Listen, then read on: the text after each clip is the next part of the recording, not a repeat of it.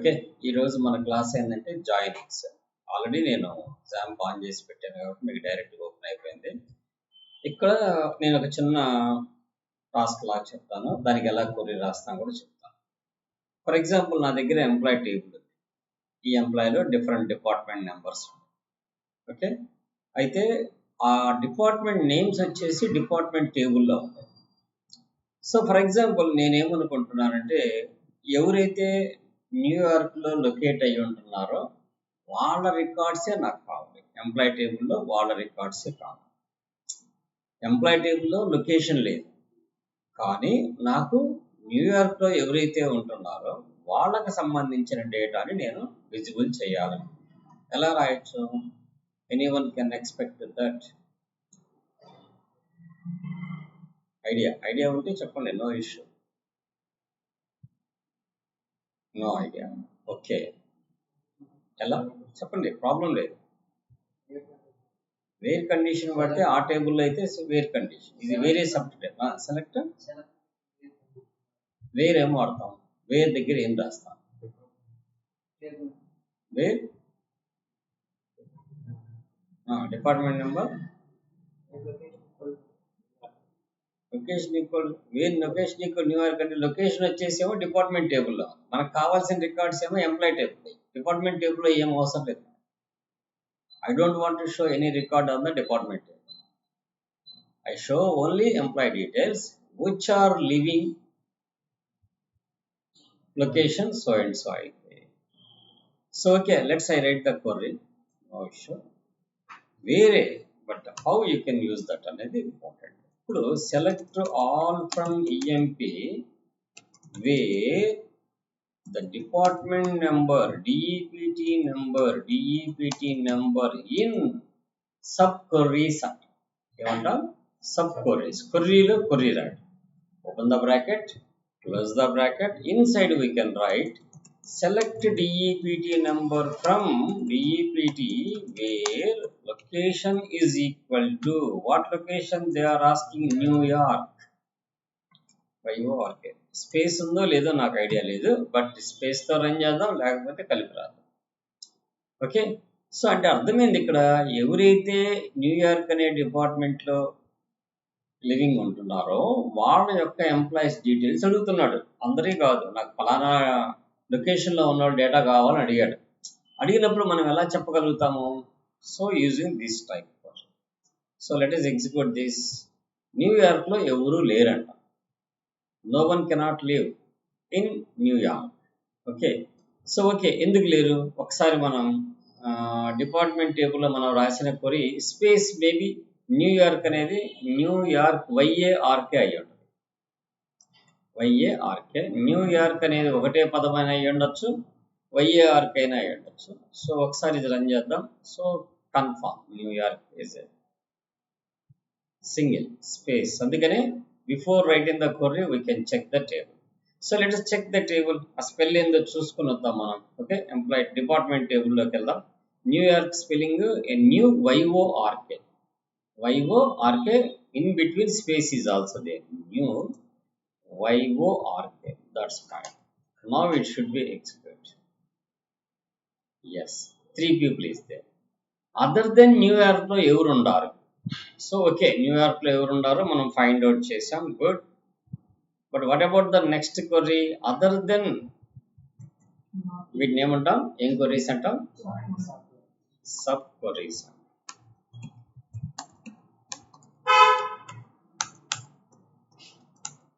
చెప్పమ్మా, ఏం చేస్తాం? Not, no, not equal to కాదు. ఎస్, ఇన్ను వాడినప్పుడు ఎప్పుడు కూడా రివర్స్ కావాలంటే then we go for the not in. That's not in అంటే అర్థమైంది. Other than that location, other than that location. Okay, వచ్చేసిందా? ఎవరైతే న్యూయార్క్లో లేరో వాళ్ళందరి డేటా వచ్చేసింది. సో నెక్స్ట్ నా క్వరీ ఏంటంటే, ఓకే ఇది ఇట్స్ ఫైన్, నాకు న్యూయార్క్లో ఉండేవాళ్ళు కావాలి, ఇంకా అదర్ లొకేషన్ ఇంకొక లొకేషన్లో ఉండేవాళ్ళు కూడా కావాలి. సో ఇంకో లొకేషన్ ఏం తీసుకుందాం మనం? For example Dallas. ఓకే, డల్లాస్లో ఉండేవాళ్ళు కావాలి, అట్ ది సేమ్ టైం న్యూయార్క్లో ఉండేవాళ్ళు కావాలి. అప్పుడు మనం కొర్రీని చేంజ్ చేస్తాం. Location in open the bracket New York comma Dallas DALLES that's fine. ఇంకొక బ్రాకెట్ క్లోజ్ చేయాలి. అదేనా ఇక్కడ ఇన్ ఆ రెండిట్లో ఉన్నోళ్ళే కావాలి మనకి. Let us copy this and execute. Now it should return who are leaving the Dallas and what about that New York. The two cities people will be returned. So and one more దానికి reverse చేస్తే ఏమైంది, not in the both cities, ఆ రెండు cities లో లేనోళ్ళు ఎవరో కావాలి. I want that. అప్పుడు ఏం వాడతాం, నాట్ ఇన్ వాడతాం. వెరీ సింపుల్, అంతేగా. నాట్ ఇన్నే కదా వాడేది, ఇక్కడ not. Okay, let's select and execute. Fine. So ఇలా మనం సబ్ క్వరీస్ రాసి మనకు కావలసిన డేటాని మనం అవుట్పుట్ తీసుకొని రావచ్చు. This is the not in. Okay, next మన క్వరీస్ ఏంటంటే ఇన్నర్ జాయినింగ్. ఇన్నర్ జాయినింగ్ అంటే మనం ఆల్రెడీ నిన్న వాడాము. ఇన్నర్ జాయిన్ అనే టైప్ అంటే ఇన్నర్ జాయిన్ అని వాడకుండా వాడాము. మనం ఎలా వాడాము, సెలెక్ట్ ఇది అది ఒకటే అవుట్పుట్ వస్తుంది. డిపార్ట్మెంట్ నెంబర్ కావాలి, ఎంప్లాయీ నెంబర్ కావాలి, హైర్ డేట్ కావాలి. నాకు 2 టేబుల్స్లో ఉన్న డేటాని మెర్జ్ చేస్తూ తీసుకొచ్చేటప్పుడు ఈక్వలెంట్ ఎలా అనేది చూపిస్తాను చూడండి. ఇన్నర్ జాయిన్ అంటే అర్థం ఏంటంటే ఒక కొర్రీలోకి ఇంకొక కొర్రీ టేబుల్లో ఉన్న కొర్రీ సాటిస్ఫైడ్ చేయటం.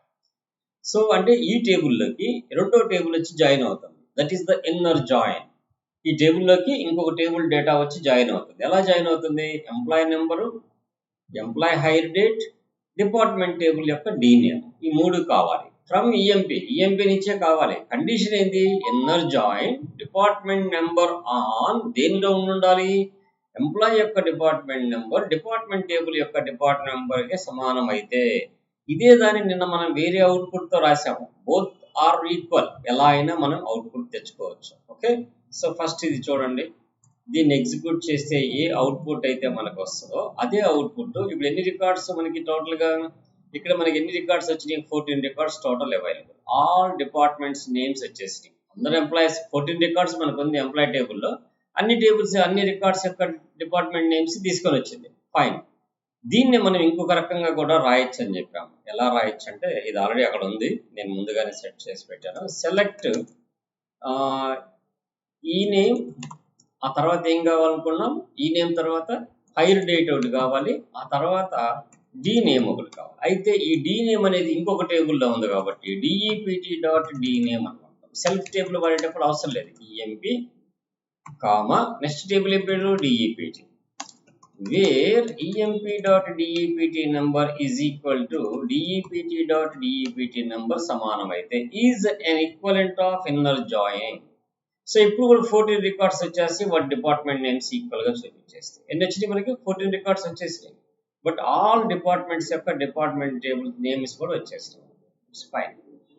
That's an equivalent of inner join. Either ఇది వాడచ్చు, లేకపోతే మీరు ఇన్నర్ జాయిన్ కొర్రీ వాడైనా దాన్ని సాటిస్ఫైడ్ చేసుకోవచ్చు. సో నేను ఐ కెన్ రైట్ ఆర్ అని పెట్టి this కొర్రీ also placed. Okay, what about the left join.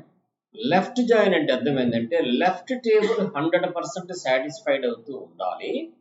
వాటికి సంబంధించిన అప్రాప్రియేట్ రికార్డ్స్ అదర్ టేబుల్ నుంచి తీసుకురా అని చెప్పడమే లెఫ్ట్ జాయిన్.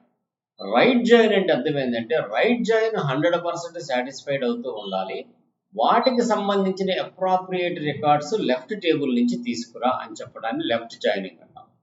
ఫర్ ఎగ్జాంపుల్ నాకు లెఫ్ట్ టేబుల్లో 14 రికార్డ్స్ ఉన్నాయి, రైట్ టేబుల్లో ఒక డిపార్ట్మెంట్ నెంబర్ ఎక్స్ట్రా ఉంది. ఆల్రెడీ మన టేబుల్లో అది ఎక్స్ట్రా ఉంటుంది, ఎందుకంటే ఇది సాటిస్ఫైడ్ చేయడానికి. అప్పుడు ఏమైంది, 14 రికార్డులే వస్తాయి. ఎందుకని మనం లెఫ్ట్ బేస్ చేసుకొని జాయిన్ చేస్తున్నాం కాబట్టి. ఇదే కొర్రీని రైట్ జాయిన్ కింద కన్వర్ట్ చేస్తే అప్పుడు ఏమొచ్చిందంటే మనకి రైట్లో 14 లెఫ్ట్లో ఉన్న 14 రికార్డ్స్, రైట్లో ఇన్ ఎడిషన్గా ఉన్న డిపార్ట్మెంట్ నేమ్ ఒకటి ఉంది. దానికి సంబంధించిన రికార్డు మన దగ్గర ఎంప్లాయీ టేబుల్లో లేదు, కానీ it can find and showing the null values. Okay, how it will be works అనేది చూద్దాం. So first left join. What about the left join, employee టేబుల్లో ఎంప్లాయీ నేమ్ కావాలి, డిపార్ట్మెంట్ నేమ్ కావాలి from employee table.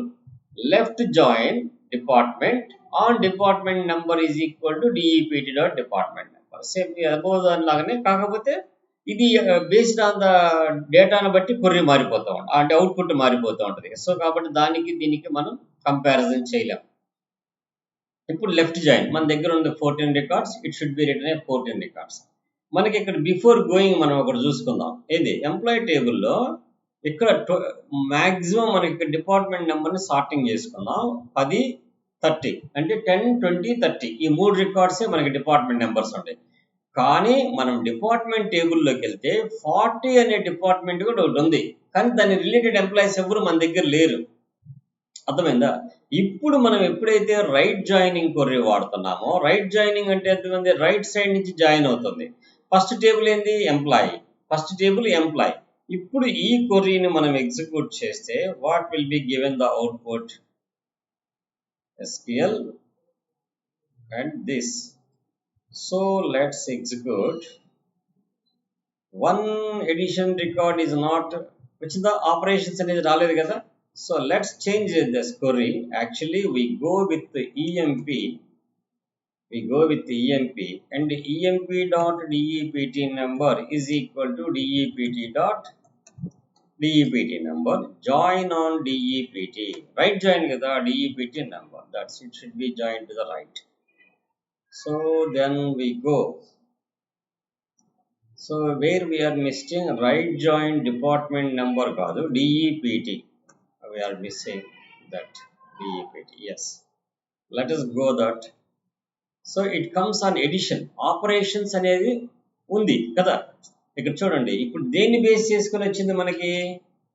Right side కాలమ్ని base చేసుకొని, right side టేబుల్ని base చేసుకొని వచ్చింది. Right side table అంటే this is the right side, this is the left side table and this is the right side table. This table will be join on right side. So కాబట్టి ఈ టేబుల్లో ఉన్న రికార్డ్స్ని base చేసుకొని left టేబుల్లో ఉన్న రికార్డ్స్ని తీసుకొస్తుంది. కాబట్టి మనకి లెఫ్ట్ టేబుల్ లేనిది ఏంటిది?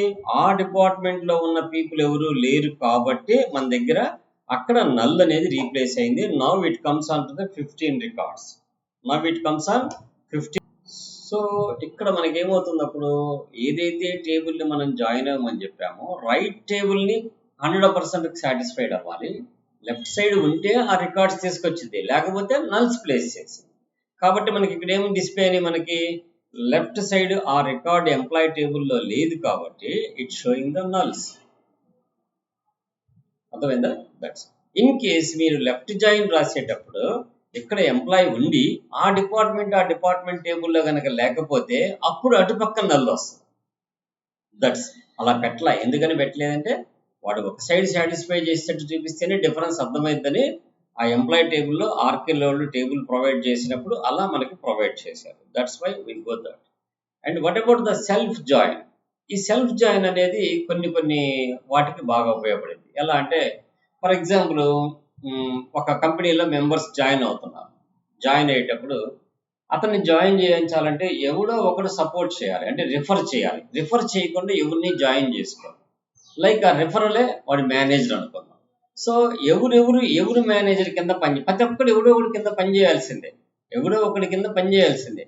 అలా ఎవరు కింద పనిచేస్తున్నారు అని చెప్పని తెలుసుకోవాలంటే అందుకని ఎంప్లాయీ టేబుల్లో మనకి ఎంజిఆర్ అనే ఒకటి ఇచ్చాడు అండ్ ఎంప్లాయీ నెంబర్ ఒకటి ఇచ్చాడు. రెండు అవే, కానీ ఎంజిఆర్ అంటే ఇట్స్ ఎ మేనేజర్. ఎవరికి మేనేజరు? ఏ ఎంప్లాయీకి అయితే జాయిన్ చేసుకున్నాడో, అతని కింద వర్క్ చేస్తున్నాడో అతను ఎంజిఆర్ అనమాట.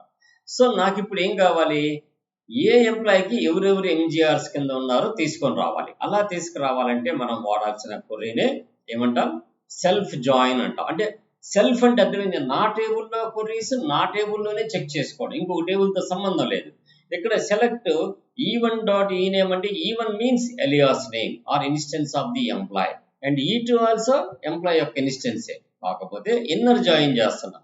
దీన్నే సెల్ఫ్ జాయిన్ అని పిలుస్తాం. Employee name as employee, E2 dot ename as manager ename. Okay, and తర్వాత ఏమొస్తుందో E1. అయితే ఎవరు మేనేజర్ అని తెలియాలంటే ఏం చేస్తున్నాం? E1 dot MGR is equal to E2 dot employee number. So కాబట్టి ఏ ఎంప్లాయీకి అయితే ఎవరు మేనేజర్గా ఉన్నారో వాళ్ళ డీటెయిల్స్ మనకి రిటర్న్ చేసిద్ది అనమాట. సో మన టేబుల్లో ఆల్రెడీ మీకు ఇక్కడ ఒకసారి చూపిస్తాను చూడండి. ఎవ్రీ పర్సన్కి ఒక మేనేజర్ ఉంటారు, దాన్ని ఎంజిఆర్ నెంబర్ అంటాం. అయితే ఎంజిఆర్ నేమ్ ఉండదు,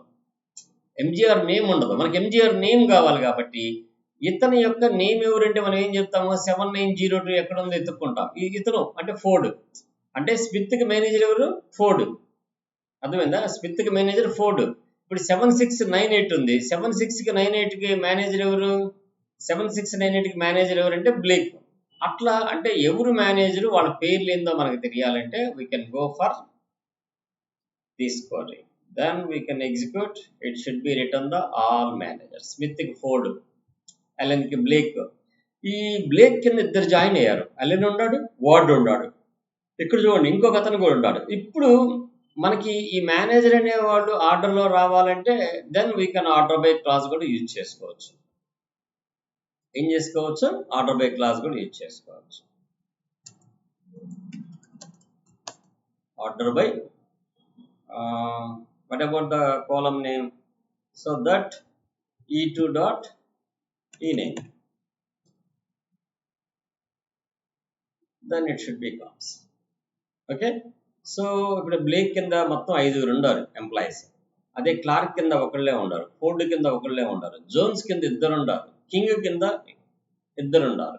ఇట్లా మనం ఎవరి కింద ఎవరెవరు ఎంప్లాయీస్ పనిచేస్తున్నారు అనేది ఒక స్క్రూటినైజ్ చేయాలంటే then we can use this query. Either this or we can also write this. Order by class వాడాలంటే ఇలా కూడా వాడుకోవచ్చు. Okay, then what about the cross join. ఇది వెరీ రేర్ యూసేజ్. ఇప్పుడు ఫర్ ఎగ్జాంపుల్ ఒక్కొక్క ఎంప్లాయీ ఉన్నాడు, 14 మంది ఎంప్లాయీస్ ఉంటారు, 4 డిపార్ట్మెంట్స్ ఉంటాయి. వీళ్ళిద్దరిని కంపేర్ చేయకుండా మనం క్రాస్ జాయిన్ అన్నాం అనుకో, అంటే ఏం లేదు, ఈచ్ పర్సన్కి 4 డిపార్ట్మెంట్స్ పక్కన పెట్టుకుంటూ వస్తాయి. అంటే పాసిబిలిటీస్ చెప్పమన్నాం అనుకో, మనం ఒక్కొక్క దానికి ఎన్ని వస్తాయి అని చెప్పని చెక్ చేయమంటే అప్పుడు ఈచ్ పర్సన్కి 4 డిపార్ట్మెంట్స్ కలిపి రావడం. ఇది మనకి ఎక్కడ యూసేజ్ అయితే పెద్దగా కాదు, ఒక కొర్రీ ఉంది. రేపు ఏదన్నా సందర్భంలో మనకు అవసరమైతే అటువంటి కొర్రీని కూడా మనం జనరేట్ చేయడానికి ఈ క్రాస్ జాయిన్స్ అనేది వాడతాం. క్రాస్ జాయిన్ చేసినప్పుడు ఏమైంది, ఎంప్లాయీ టేబుల్లో ఉన్న రికార్డు, డిపార్ట్మెంట్ టేబుల్లో ఉన్న రికార్డ్స్ 2 కలిపి తెమ్మంటున్నాం. కానీ వేర్ అనేది పెట్టట్లేదు కదా, పెట్టట్లేదు కాబట్టి ప్రతి ఎంప్లాయీకి 4 డిపార్ట్మెంట్లు తీసుకొని వస్తుంది, ప్రతి ఎంప్లాయీకి 4 డిపార్ట్మెంట్స్. మనకు 14 ఉంటే 14 into 4 వేసుకొని వచ్చేసి. So let us execute this. So 14 into 4 చూడు, స్మిత్కి ఎన్ని డిపార్ట్మెంట్స్ ఉంటే అన్ని, ఎల్ఎన్కి ఎన్ని డిపార్ట్మెంట్ ఎన్ని. సో ఈచ్ పర్సన్కి ఎన్ని డిపార్ట్మెంట్స్, టోటల్ రికార్డ్స్ ఎన్ని వచ్చినాయి, 56 వచ్చినాయి. 14 into 4 56. సో దట్స్, దీనివల్ల పెద్దగా యూసేజ్ ఏముండదు. బట్ ఏదన్నా పాసిబిలిటీస్ ఇతను 4 డిపార్ట్మెంట్స్తో ఉన్నట్టు ఒక షీట్ కావాలంటే, ఆల్ ఆస్పెక్ట్స్ ఇతనికి సెట్ అయ్యేటట్టు కావాలి అంటే అప్పుడు ఇట్లాంటి కొర్రీ ఏదైనా యూజ్ అయ్యింది. బేసికల్గా ఇది యూసేజ్ అనేది నాకు తెలిసి నేను ఎప్పుడు ప్రోగ్రామింగ్లో వాడలేదు, నాకు అంత యూసేజ్ ఎప్పుడు పడలేదు. రిమైనింగ్ క్రాస్ జాయినింగ్స్ కానీ, ఇన్నర్ జాయినింగ్ కానీ, లెఫ్ట్ జాయినింగ్ కానీ, రైట్ జాయినింగ్ కానీ, ఇవి మోస్ట్లీ మనకి కొర్రీస్లో యూజ్ అవుతాయి. సో బట్ ఇది మటుకు నేను ఎప్పుడు వాడలేదు నా ఎక్స్పీరియన్స్. బట్ అందుకని నేను కూడా పెద్దగా యూజ్ ఏం కాదు. బట్ ఉన్నది మనకి తెలిసి ఉంటే ఇట్స్ బెటర్ కదా అనే ఉద్దేశంతో మనం డిస్కస్ చేయడం. ఓకే, సో ఈ కొర్రీస్ ఫస్ట్ ప్రాక్టీస్ చేయండి అమ్మా. ఈ కొర్రీస్ ప్రాక్టీస్ చేస్తే, సో నేను ఇంకా ఏం పెండింగ్ ఉండయో ఒకసారి ఇవాళ మొత్తం లిస్ట్ అవుట్ చేస్తాను. రేపు క్లాస్ తోటి మొత్తం క్లియర్ చేస్తాను. MySQLలో మనం కొర్రీస్ వరకే, we don't go the procedures, triggers, cursors అవన్నీ మనకు అవసరం లేదు. వై, బికాస్ ఆఫ్ మనం లెర్న్ అవుతుంది ఫుల్ స్టాక్ కోర్సు. ఫుల్ స్టాక్లో బ్యాక్ ఎండ్ నుంచి కొర్రీస్ ద్వారా డేటా తెచ్చుకోవాలి కాబట్టి ఈ సబ్జెక్ట్ని మనం టచ్ చేసుకుంటున్నాం MySQL కొర్రీస్ వరకు. సో నెక్స్ట్ ఏం చేస్తానంటే డిజాంగో సెటప్ ఎలా చేయాలి, డిజాంగో బిల్డ్ ఎలా చేయాలి, దెన్ డిజాంగోకి ఎలా వర్క్ చేయాలి అనేది స్టార్ట్ చేద్దాం.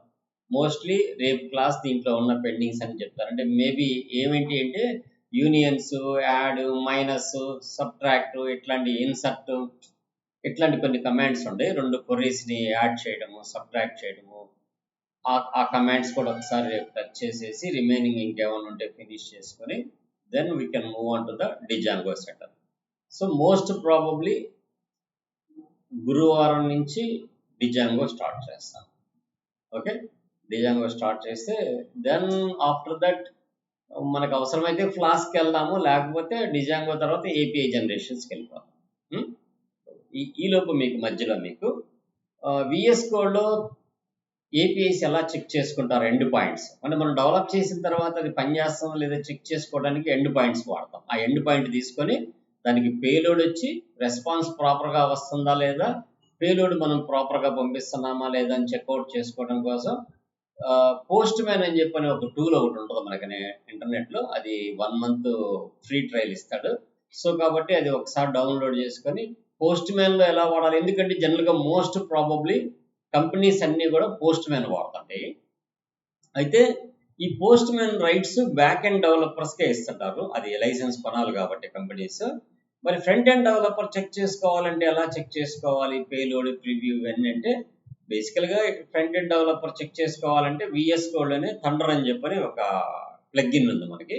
ఆ థండర్ అనే ప్లగ్ఇన్ కూడా ఎలా వాడతాం ఏందనేది నేను ముందే చూపిస్తాను మీకు. దాంట్లో కూడా పేలోడ్ ఎలా పంపిస్తాము, రెస్పాన్స్ ఎలా రిటర్న్ వస్తుంది, ఆ రెండింటిని ఎలా కంపేర్ చేసుకొని ప్రాపర్గా ఎగ్జిక్యూట్ అవుతుందా లేదా, get put push delete 4 CRUD operations perform అవుతుందా లేదా అనేది ఎలా చెక్ చేసుకోవాలో అది కూడా చెప్తాను మీకు. థండర్ చెప్తాను, పోస్ట్ మ్యాన్ చెప్తాను, ఎప్పుడు డిజాంగో అయిపోయిన తర్వాత చెప్పుకుందాం. ఎందుకంటే ఏపీఎస్ ఎండ్ పాయింట్స్ లేకుండా మనం ఏం చెక్ చేస్తాం. So first we can finish the develop the back end, then we can go. Okay, next క్లాస్లో బ్యాలెన్స్ డిస్కస్ చేసి we can move on to the design. Okay, bye.